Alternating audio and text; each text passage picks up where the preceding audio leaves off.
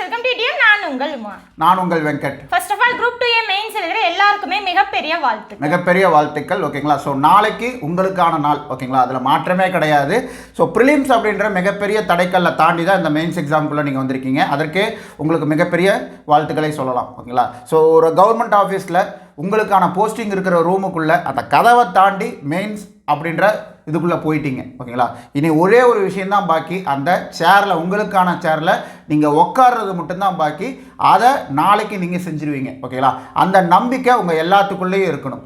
பயம் அப்படின்ற விஷயம் இருக்க தான் செய்யும். பயம் இருக்காது அப்படின்லாம் சொல்ல முடியாது. ஒரு விஷயத்தை நம்ம போய் ஒரு என்ன சொல்கிறது, அது பெரிய ட்ரீம் இல்லையா, அந்த பெரிய ட்ரீமுக்கு உண்டான ஸ்டெப்ஸ் நம்ம எடுக்கிறோம். அதற்கான முடிவு நமக்கு நாளைக்கு தெரிய போகுது. அப்படிங்கும்போது வயிற்றுக்குள்ளே அந்த பட்டாம்பூச்சி பறக்கிறது, ஒரு மாதிரி புளியை கரைக்கிற ஃபீலிங்கெல்லாம் இருக்க தான் செய்யும். அது இல்லை அப்படின்னா நம்ம போய் சொல்கிறோம்னு அர்த்தம். இல்லைன்னா நீங்கள் படிக்கலன்னு அர்த்தம். படிச்சிருந்தீங்க அப்படின்னா கண்டிப்பாக அந்த பயம் இருக்க தான் செய்யும். ஓகேங்களா.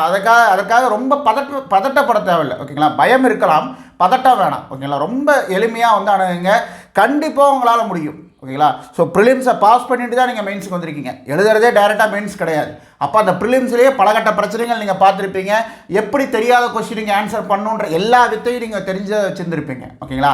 அதை இன்னொரு டைம் நாளைக்கு இம்ப்ளிமெண்ட் பண்ண போகிறீங்க. ஓகேங்களா. ஸோ 100% நம்ம படித்ததே தான் நமக்கு வரும் அப்படின்லாம் நம்ம சொல்லவே முடியாது.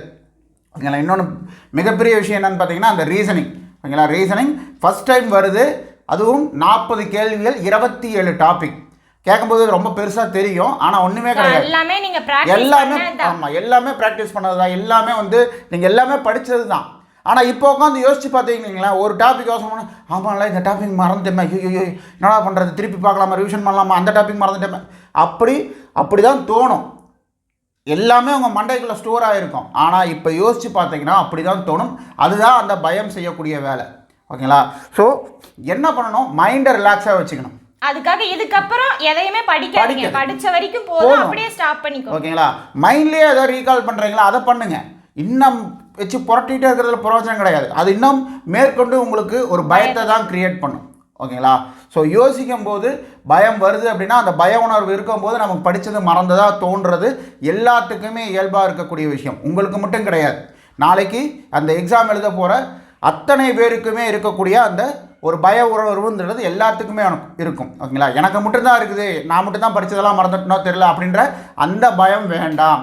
ஓகேங்களா. எல்லாரும் ஒரே இடத்துல இருந்து தான் நாளைக்கு ஓட போகிறீங்க. ஏன்னா இந்த எக்ஸாம் எல்லாருக்குமே புதுசு. ஓகேங்களா. அந்த ரீசனிங் பொறுத்த வரைக்கும் பார்த்தீங்கன்னா எல்லாருக்குமே புதுசு. ஸோ அதனால் வந்து அவன் எக்ஸ்பர்ட்டாக இருப்பான், நான் எக்ஸ்பர்ட் இல்லை அப்படிலாம் கிடையாது. எல்லாத்துக்கும் வந்து அந்த 3 மணி நேரம் நீங்கள் ஃபுல்லாக படிச்சிருந்தாலுமே அந்த எக்ஸாம் ஹாலில் நம்ம எப்படி வந்து அதை திங்க் பண்ணி போடுறோம் அப்படிங்கிறது இருக்குது. அது பொதுவாக எல்லாத்துக்கும் உண்டான விஷயம் தான். நீங்கள் வந்து தெளிவாக படிச்சிருக்கும் போது 80% நீங்கள் எக்ஸ்பெக்ட் பண்ண, அந்த 20%க்கு உங்களுடைய ஓகேங்களா உங்களுடைய லாஜிக்கல் திங்கிங்கை அப்ளை பண்ணுங்கள். இது நடந்திருக்குமா? ஏன்னா வந்து இப்போ படிக்கிறது மட்டும் கிடையாது. நம்ம நியூஸ் பேப்பர் பார்த்துருப்போம், கரண்ட் அஃபேர்ஸ் கேட்டிருப்போம், உலக நடப்புகள் என்னன்றது கேட்டிருப்போம், அட்லீஸ்ட் காதார கேட்டிருப்போம். ஓகேங்களா. எல்லாத்தையும் நம்ம பேப்பரில் எடுத்து தான் நம்ம படித்து நம்ம கண்ணு பார்த்து தான் நம்ம மண்டையில் ஏற்றிக்கணுன்றது கிடையாது. செவி வழி செய்தியாக கேட்டது கூட பார்த்தீங்கன்னா நம்மளே அறியாமல் நம்ம மண்டை வந்து ஸ்டோர் பண்ணி வச்சுருக்கோம். ஓகேங்களா. அது எல்லாமே எங்கே நீங்கள் இம்ப்ளிமெண்ட் பண்ணணும், நாளைக்கு எக்ஸாமில் இம்ப்ளிமெண்ட் பண்ணணும். தெரியல, ஆமாம், அந்த 3 மணி நேரத்தில் தான் நீங்கள் இம்ப்ளிமெண்ட் பண்ணணும். தெரியல அப்படின்னோடனே உடனே பதட்டப்படக்கூடாது. ஓகேங்களா. ரிலாக்ஸாக இருங்க. பதட்டப்பட்டு அந்த 3 மணி நேரத்தில் உங்களை டைம் வேஸ்ட் பண்ணுறதுல எந்த ஒரு பிரயோஜனமும் கிடையாது. திருப்பி இந்த ஒரு நாளுக்காக நீங்கள் ரொம்ப நாள் வெயிட் பண்ணுற மாதிரி வந்துடும், ரொம்ப வருடங்கள் வெயிட் பண்ணுற மாதிரி வரும். அதுவும் மறுபடியும் ப்ரிலிம்ஸ் எழுதி ப்ரிலிம்ஸில் பாஸ் ஆகி மெயின்ஸுக்கு போகணும். அப்போது இந்த டைமே அதை வந்து கிளியர் பண்ணி. ஓகேங்களா. ஸோ கிட்டத்தட்ட உங்களுக்கு அந்த வாய்ப்பு கிடச்சிருச்சு.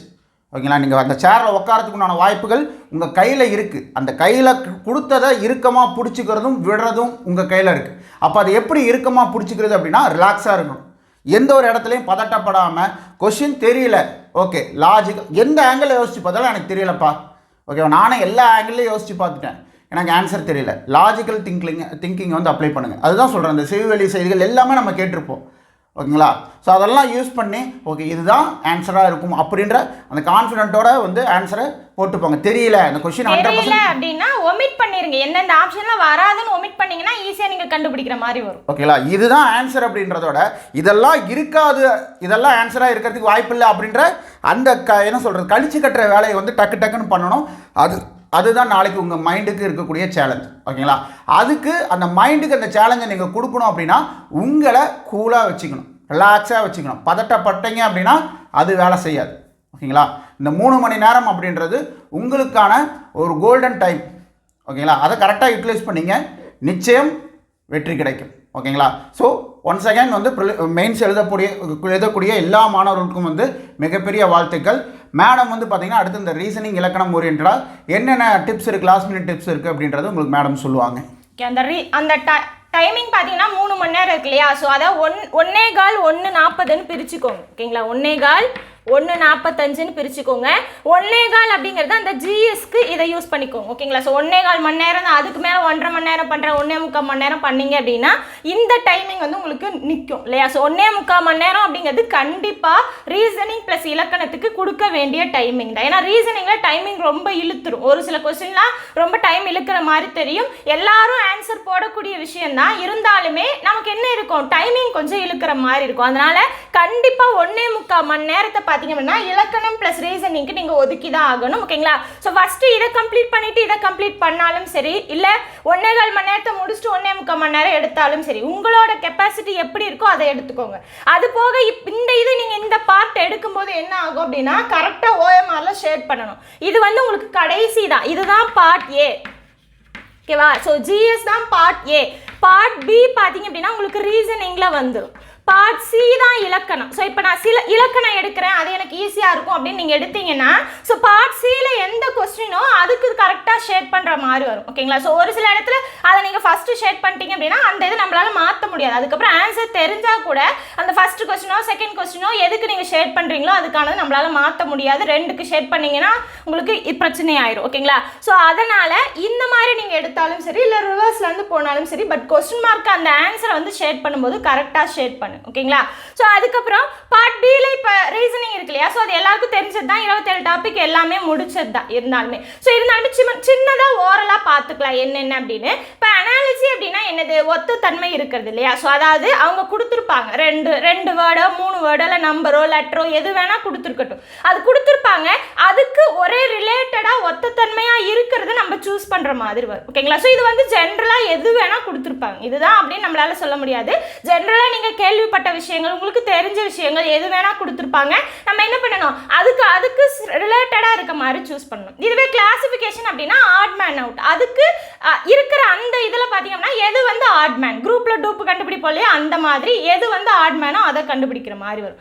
அதுக்கப்புறம் பிளட் ரிலேஷன் பார்த்தீங்க அப்படின்னா ரொம்ப ஈஸி தான் இல்லையா? அந்த ட்ரீ வரைஞ்சிட்டிங்க அப்படின்னா ரொம்ப ஈஸி. பாருங்க, இப்போ ஸ்கொயர் வரைஞ்சிங்க அப்படின்னா அது வந்து ஆணுக்கானது. ஓகேங்களா? ஸோ ஸ்கொயர் அப்படிங்கிறது ஆணுக்கானது, சர்க்கிள் அப்படின்னா பெண்ணுக்கானது. இது தெரிஞ்சது தான் இல்லையா? இதுவே மேல் நோக்கி இப்போ இங்கே இருக்காங்க அப்படின்னா மேல் நோக்கி போட்டிங்க அப்படின்னா நம்மளோட பெற்றோர்களை குறிக்கும். ஓகேங்களா? ஸோ அப்பா அம்மா அவங்கள குறிக்கும்.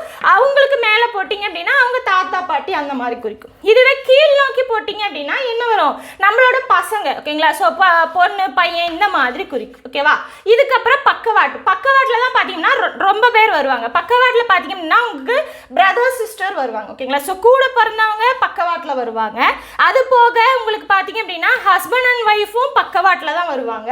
இது போக எக்ஸ்ட்ராவாக கன்ஃபியூஸ் பண்ணுறதுக்காக ஃப்ரெண்ட்ஸ் அப்படின்னு கொடுப்பாங்க. ஓகேங்களா? ஸோ எல்லாருமே நம்மளோட ஜென்ரேஷன் தான் இல்லையா? ஃப்ரெண்ட்ஸ் ஆகட்டும், கூட பிறந்தவங்களாகட்டும், அதுக்கப்புறம் நம்மளோட ஹஸ்பண்ட் அண்ட் ஒய்ஃப் ஆகட்டும், என்ன வரும், நம்மளோட ஜென்ரேஷன் அப்படின்னா அதுவும் நீங்கள் பக்கவாட்டில் தான் போடணும். ஸோ ஃப்ரெண்டாக இருந்தாலுமே நீங்கள் பக்கவாட்டில் தான் போடணும். ஸோ தெரிஞ்சு வச்சுக்கோங்க. ஓகேங்களா? ஸோ இந்த மாதிரி ட்ரீ வரைஞ்சிட்டிங்கன்னா அதுக்கப்புறம் யாருக்கு யார் சொந்தம் அப்படிங்கிறத நம்ம ஈஸியாக கண்டுபிடிச்சிடலாம். ஓகேங்களா? ஸோ இது வந்து பிளட் ரிலேஷன், அதாவது ரிலேஷன்ஷிப் கான்செப்ட்னு உங்களுக்கு டாபிக் இருக்கும். அதுக்கப்புறம் பார்த்தீங்கன்னா கோடிங் அண்ட் டீகோடிங்கில் பார்த்தீங்க அப்படின்னா உங்களுக்கு லெட்டர்ஸ் வந்துருச்சுன்னா ரொம்ப ஈஸியாக போட்டுடலாம். A to Z மொத்தமாக 26 லெட்டர் தான். அந்த 26 லெட்டருக்கு என்ன அப்படிங்கிறது அதை நம்பர்ஸ் எழுத சொல்லியிருப்பேன் இல்லையா? ஸோ எப்படி எழுத சொல்லியிருப்பேன், A to M வந்து இப்படி எழுதிக்கோங்க. ஓகேங்களா? அடுத்து N வரும்போது இப்படி ரிவர்ஸாக எழுதுங்கன்னு சொல்லியிருப்பேன். இந்த மாதிரி நோட் பண்ணி வச்சுக்கோங்க.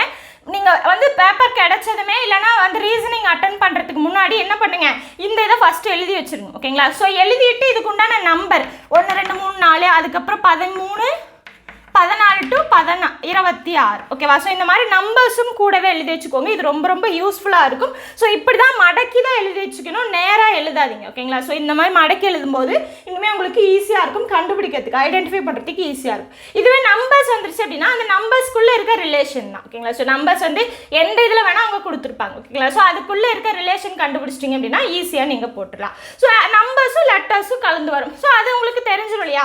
ஒன்று லெட்டர் ஈஸியாக கண்டுபிடிச்சிடலாம். லெட்டர் கண்டுபிடிச்சிட்டிங்க அப்படின்னா ஆப்ஷனில் பாருங்கள், அந்த லெட்டர் மட்டும் ஒரே ஒரு இடத்துல இருந்ததை அது ஈஸியாக டிக் அடிச்சிருங்க. சப்போஸ் 2 இடத்துல இருந்ததுன்னா மட்டும் அடுத்தடுத்து இங்கே செக் பண்ணுற மாதிரி வரும். ஓகேங்களா? ஸோ இது கோடிங் அண்ட் டீகோடிங்லாம் உங்களுக்கு வந்துடும். ஸோ அது போக பார்த்தீங்கன்னா இதுக்கு இது அப்படின்னு ரிலேட் பண்ணியிருப்பாங்க இல்லையா, மேப்பிங் பண்ணியிருப்பாங்க இல்லையா? ஸோ அந்த மேப்பிங்கும் கரெக்டாக போட்டு எடுத்து போட்டுருங்க. ரொம்ப ஈஸி தான். ஓகேவா?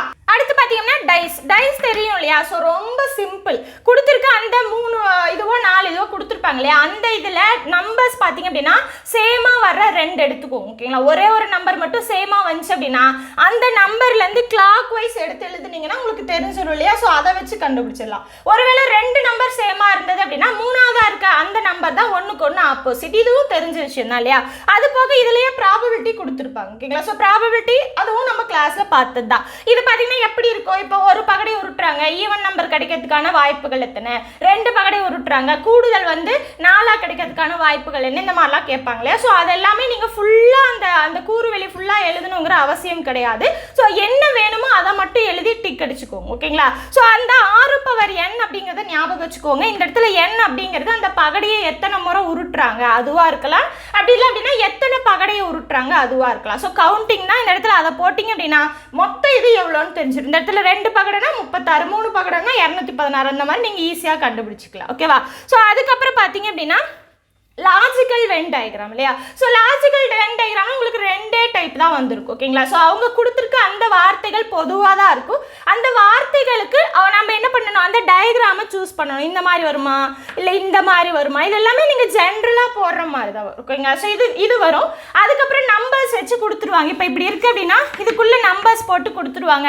ஸோ இந்த டைப் ரொம்ப ஈஸியானது தான். ஓகேங்களா? ஸோ இது வந்து நீங்கள் உத்து பார்த்தாலே கண்டுபிடிச்சிடலாம். அது போக அந்த ஃபிகரல் வருது இல்லையா, figural series, figural classification, embedded figures, mirror images, இது எல்லாமே நீங்கள் அந்த படத்தை மட்டும் தெளிவாக பார்த்து போட்டால் போதும். ஓகேங்களா? ஸோ மிரர் இமேஜ் பொறுத்த வரைக்கும் ரொம்ப ரொம்ப ஈஸி. நான் சொல்லி கொடுத்த அந்த ஷார்ட்கட்டை யூஸ் பண்ணுங்க.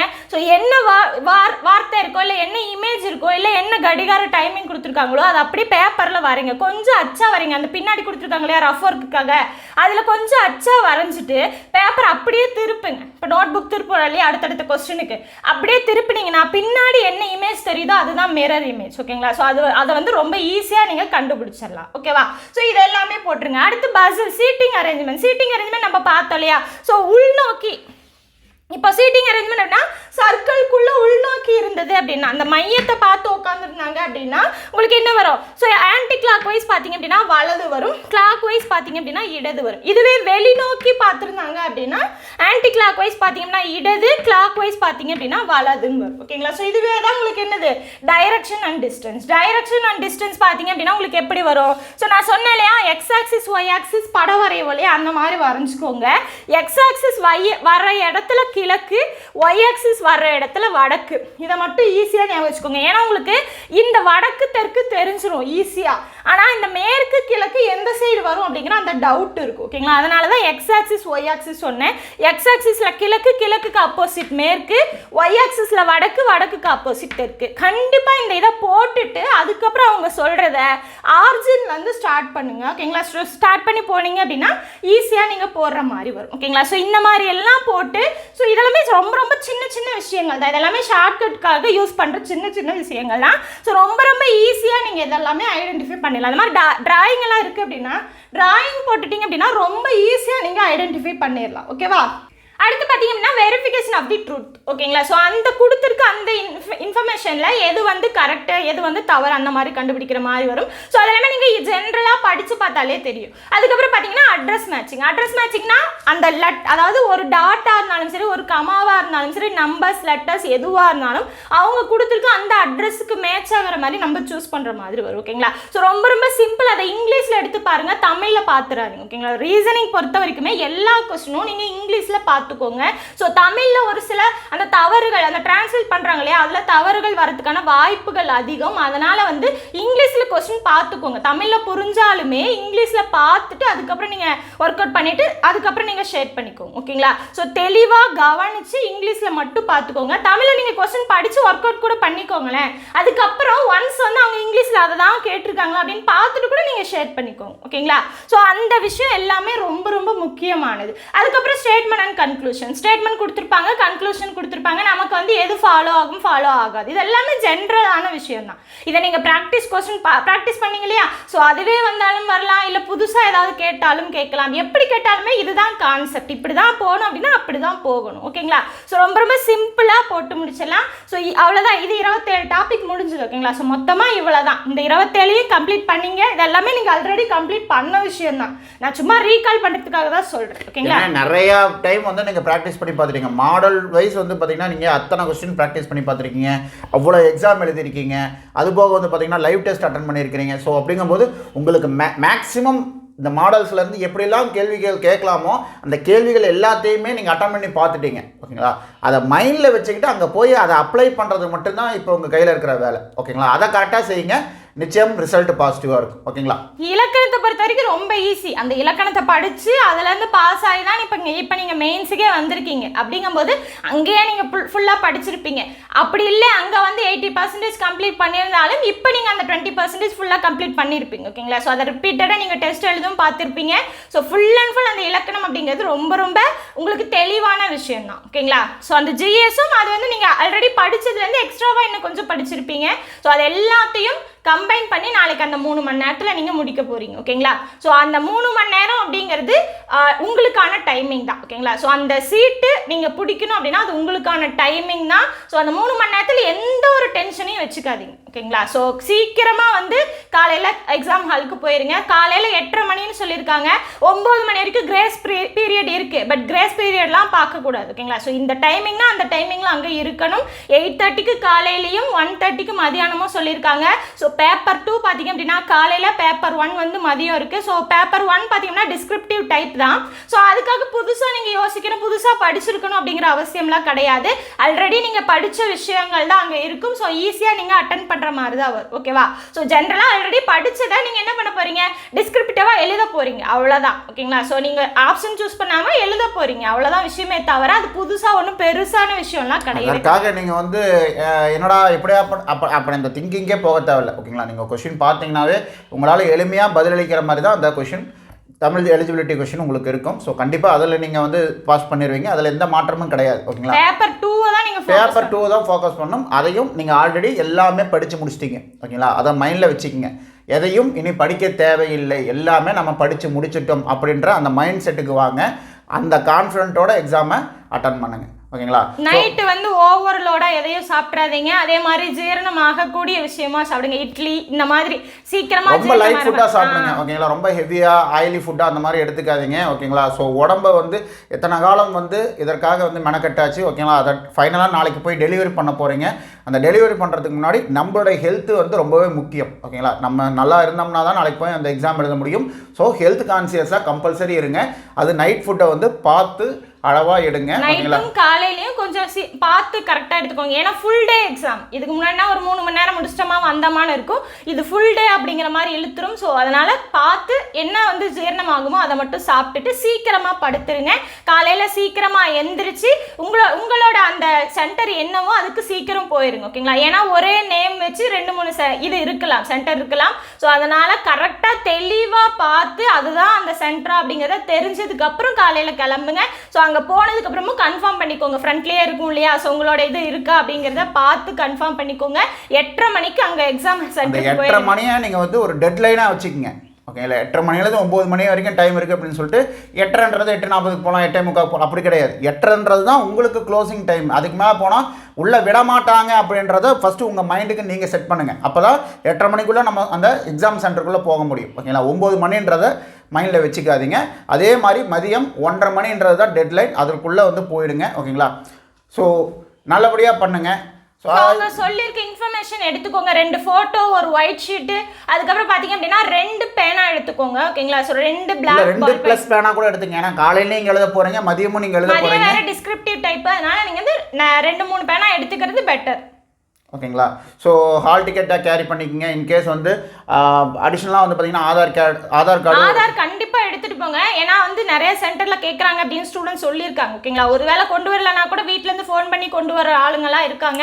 அதனால கண்டிப்பாக எடுத்துக்கோங்க. அந்த மாதிரி சூழ்நிலைக்கெல்லாம் அங்கே போய் நம்ம கையில் இல்லை அப்படின்னா தேவையில்லாத ஒரு பதட்டம் அன்னெசரியாக க்ரியேட் ஆகும். அதற்கெல்லாம் நம்ம இடம் கொடுக்காம பார்த்துக்கணும். ஸோ போகும்போது ஒயிட் ஷீட்டு, ஆதார் கார்டு, உங்கள் ஃபோட்டோகிராஃப்ஸு இது எல்லாமே கேரி பண்ணிக்கிங்க. எக்ஸ்ட்ரா பென் கேரி பண்ணிக்கிங்க. ஓகேங்களா, ப்ளசண்ட்டாக போங்க. ஹால் டிக்கெட்டை கேரி பண்ணிக்கிங்க, ப்ளசண்ட்டாக போங்க.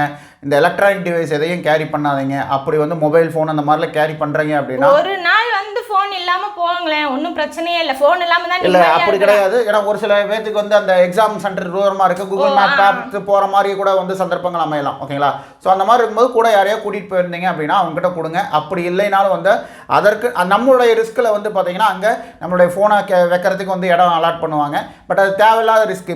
அங்கே வச்சுட்டு ஃபோனை வச்சுட்டு நம்ம எக்ஸாம் எழுதும்போது மண்டையில் அது ஓடிக்கிட்டே இருக்கும். ஓகேங்களா, பார்ட் ஆஃப் த மைண்டில் வந்து அதுவும் ஓடிட்டே இருக்கும். அது தேவையில்லாத ப்ரெஷர். ஓகேங்களா, யாரோ ஒருத்தர் கூட கூப்பிட்டு போங்க. ஃப்ரெண்ட்ஸையோ இல்லை பேரண்ட்ஸையோ யாரையாவது கூட்டிகிட்டு போங்க.